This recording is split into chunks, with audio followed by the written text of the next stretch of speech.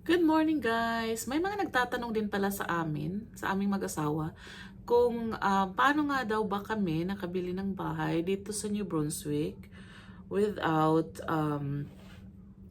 being here, kasi sa Ontario nga tayo, 'di ba? At may trabaho tayo. So, parang ang hirap mag-viewing ng house kasi lilipad ka, 2 hours flight, parang ganyan.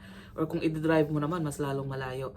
So, ang ginawa muna namin is naghanap kami ng realtor through Google. So, basically is nag-search kami kung sino yung mga matataas yung ratings na merong mga testimonies and everything. Nagkataon naman na nakahanap kami ng Filipino-Canadian, actually Filipino siya, kaso nga lang pinanganak siya dito sa Canada. So, nakahanap kami ng realtor, and then, which is really good, he's pretty good. And ang ginawa namin, since wala kaming time mag-leave, kasi also we're preparing our house sa Ontario para ibibenta. So, may mga showing and like super busy para pag nabenta namin yun, dito na kami bibili. So, anyway, so nakahanap kami ng realtor. And then, ang pinagawa namin sa kanya is pina-video namin yung mga bahay na nagugustuhan namin, na pinadala niya sa amin. At the same time, nahanap, kasi tumitingin din kami sa realtor.ca, MLS. Tapos, ang next namin ginawa is, after niya ma-video yung mga property na gusto namin, basically, pina-video namin from the road, tapos pag-enter ng house, sa basement, dito sa basement, and then the main floor, second floor, backyard, so everything like It's really the frustrating in thing. this market just because of the fact that, there have a lot of things moved out here, and this last deal kind of fell through because the buyers walked away, right? So really nice hardwood here. I think it's built in the early 1990s. The stairs very similar like my own at home, where we recently renovated, painted the risers white, and obviously we got different colors of the floor tread. This hardwood matches the bottom here as well. So as I kind of come in, you see where I'm at. This is the front entryway with the coat closet. Now, as you can see, the ceiling just vaults all the way up, which is very nice. Makes the room and the space feel so much bigger, right? That, I believe, is going to be a propane fireplace. I have to take a look again in the property disclosure. Very bright. Lots of natural light coming through.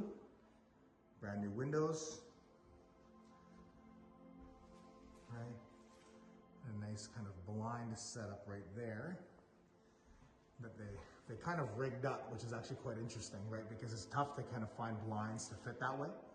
But it's nice, it went almost all the way up. Blinds that come all the way down here. And I think these are faux wood. Yeah, they're faux wood blinds. It's still really nice. Okay. The staircase going upstairs. So my back is to the window right now. We'll take another video. And then, after that is, so, nung may napili na kaming house, is, ang next naman natin is naghanap tayo ng broker. So, nagpa-refer kami ng mga ilang broker sa kanya na medyo okay naman. Pwede naman kayong mag-direct sa bank. Pero ang maganda rin kasi sa broker is, pwede silang mag-shop around sa mga iba-ibang mga banks or mga like yung mga type A or type B. Type A is like mga big banks. And then yung mga bill lenders is yung mga wala silang mga physical bank, pero nagpapa-loan din sila ng mga mortgages.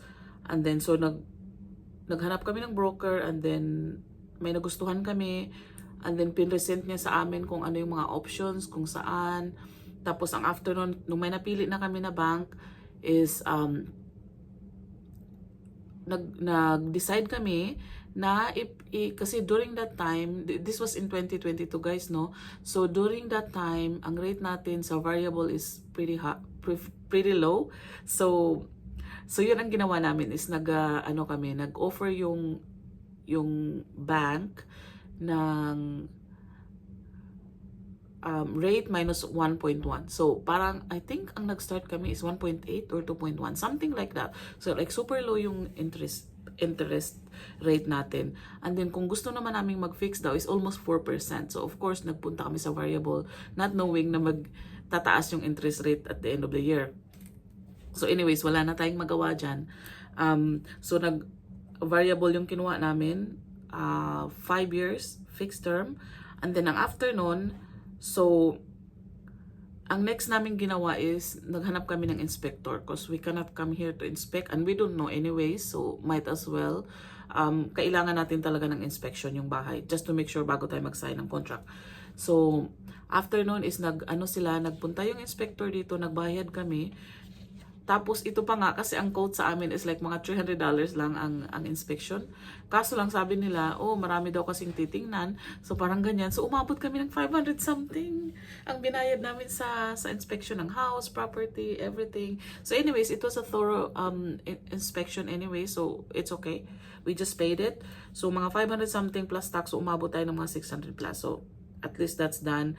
Walang problem yung house. Everything is good.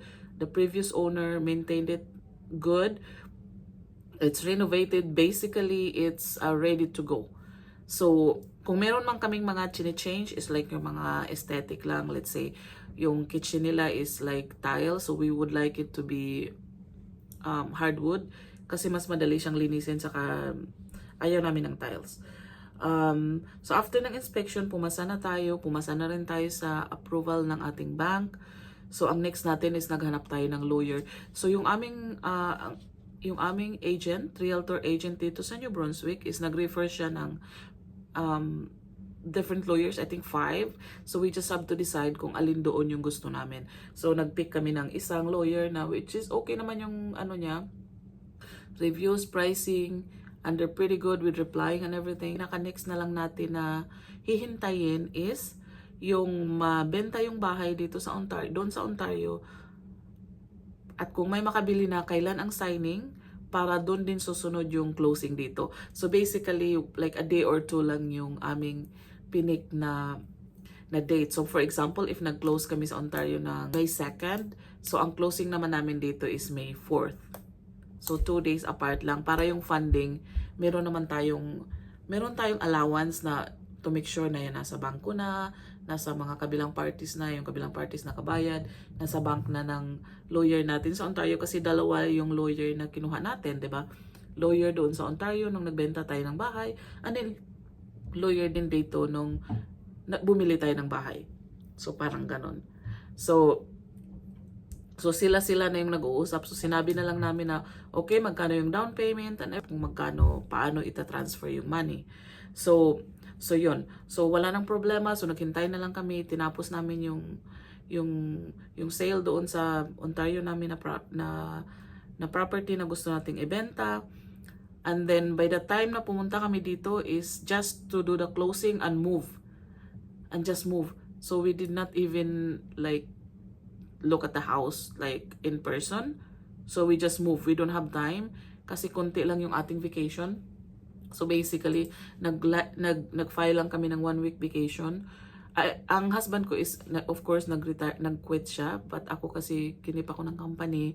So, 1 week vacation lang. So, lumipad kami ng Friday from Ontario. Kasi yun ang closing namin doon. And then, nag-sign kami ng closing naman dito sa New Brunswick na property on Monday.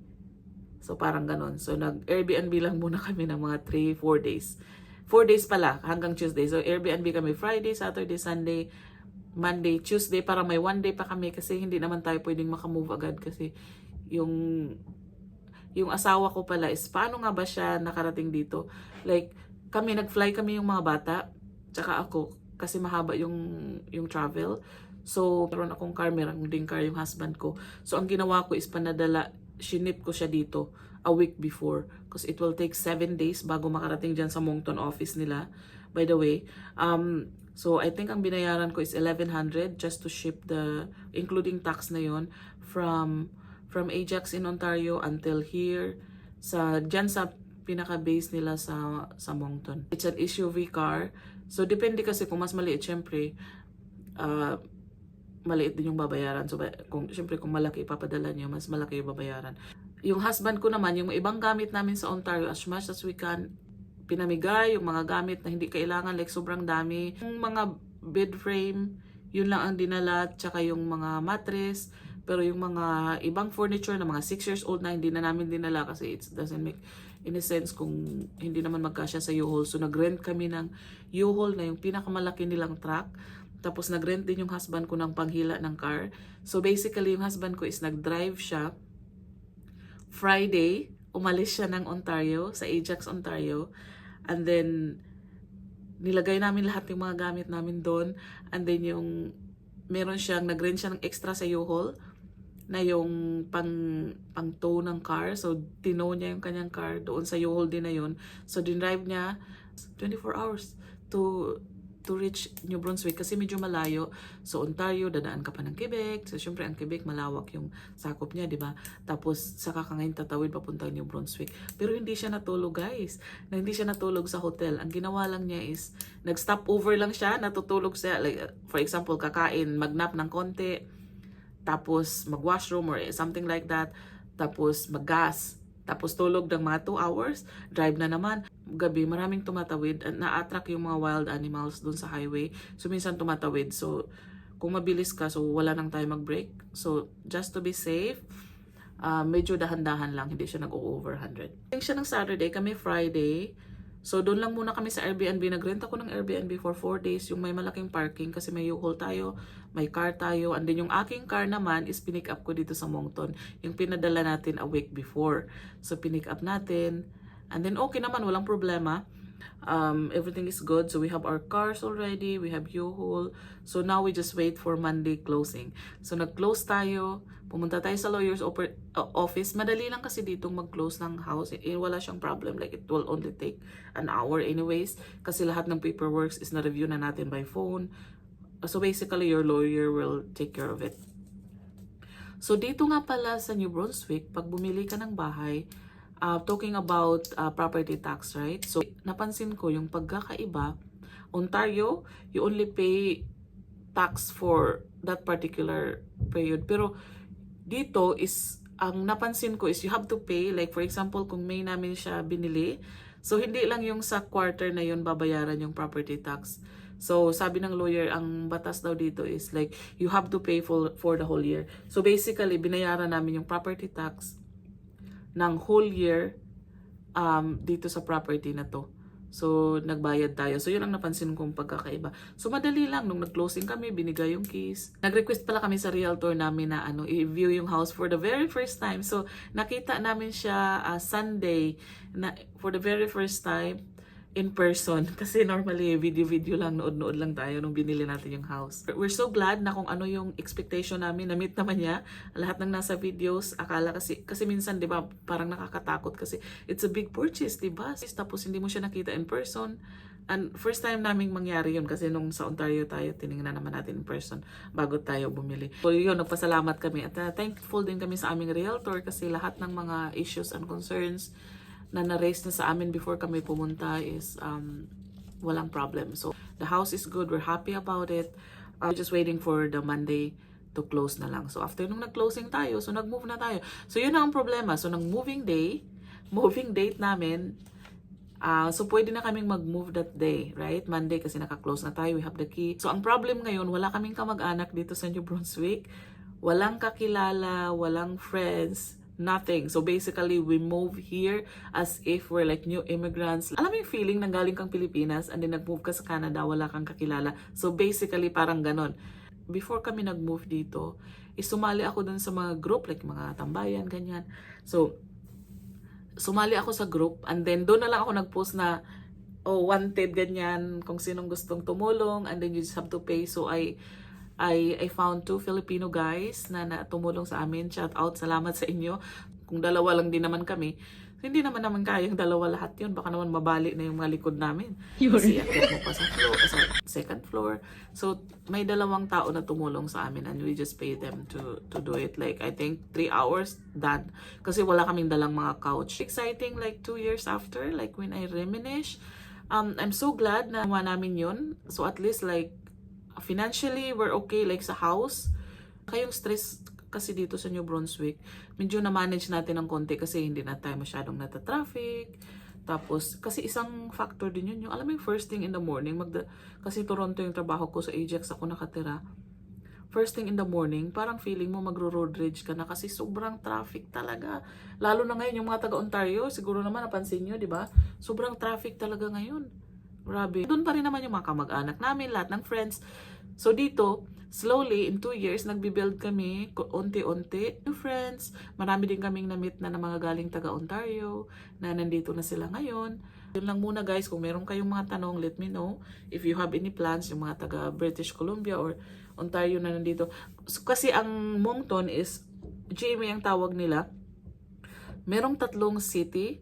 GMA meaning Greater Moncton Area. Parang GTA sa Ontario. Yung mga taga-Ontario dyan, alam nila yan. Greater Toronto area is consist of Etobicoke, like, tapos yung Toronto area, downtown, and then Scarborough, di ba? Parang GTA pa siya. So, ito naman sa Moncton is GMA. Greater Moncton Area is consist of 3 cities, which is yung Moncton City, Dieppe, kung saan kami nandoon, and then yung Riverview. So yun. So yun yung mga tatlong pero ayoko naman sa Moncton downtown kasi medyo marami doon mga, parang weird yung mga bahay doon, yung mga sira-sira. Yung alam mo yung mga typical downtown, tsaka maraming mga, napapansin ko ang daming mga homeless. So anyways, that's another issue here. But yeah, dito kami sa Dieppe. It's a French community. Kung gusto nyo naman ng English community, tawid ng river, marami din sa Riverview na mga decent house na, actually dito, mga 400 above, it's already a decent house. I'm not sure now. Alam ko ngayon, yung mga bagong built nila na mga semi-detached, sabi ng isang friend namin is 400 plus na daw. So, nagmahal na talaga siya. Kasi yung bili namin ng house na to is like detached siya, tapos medyo malaki yung land. Hindi naman sobrang laki, okay lang. But that was 2022, so I can't imagine. Kasi dati yung mga semi-detached dito is mga tag 200 plus lang. Yung mga walang parking, yung sa front lang, walang covered na parking na attached sa house. Mga 200 plus lang yan ang nag-move dito. I think ngayon mga 300 something, like 380, 390, yung iba 400 na rin. Anyways, yun lang muna guys. Ang daldal ko na. Naka almost 20 minutes na tayo. So if you have any questions or planning to move here in New Brunswick, let me know. I'm not an agent or anything like that. I'm just sharing my experience kasi minsan nakakatuwa siyang i-reminisce. Like alam mo yung from the beginning, sobrang takot na takot ka kasi wala kang kilala. But then we're thinking about it. Sabi ko nga ng asawa ko like, bakit nung una ba tayong nagpunta dito sa Canada? Wala rin tayong kakilala, di ba? I mean, at least ngayon, kung magpupunta tayo ng Ontario galing papunta ng ibang province, we should not be scared kasi number one, medyo marunong na tayong magsalita ng konti compared sa nung una tayong nagpunta sa Canada. We don't even know how to speak in English like very fluently, no? Like hindi pa rin naman ngayon sobra, pero at least marunong na tayong mag-drive. So we can find jobs. Meron naman ding mga jobs dito as long as hindi ka mapili or I don't know, you have like transferable skills or experiences back in Ontario or kung saang province ka. So ang tip ko lang siguro is just find a job first before you move. Or ano namang marketable yung mo like sa healthcare, sobrang kailangan dito sa province na to. Daming hiring na yung mga nandito na kasi karamihan nag-a-apply is mga work permit or nasa outside of Canada pa. So, mahirapan silang magbigay ng lamia. But yung kung nandito ka na, you have paperwork and everything and you're in healthcare, oh man, definitely, ang daming work dito. But, yun lang muna. Kung meron kayong questions, let me know. Comment down below. Please subscribe. Thank you so much for watching. I'm new to this channel, like, sit down. I'm also thinking na marami. Kasi before, bago kami nag-move, nagsisearch talaga ako sa YouTube kung merong mga similar experiences na gustong mag-move and then makakuha ako ng mga information. So, I'm just thinking maybe you guys planning or thinking about it, let me know. Okay, thanks for watching. Goodbye!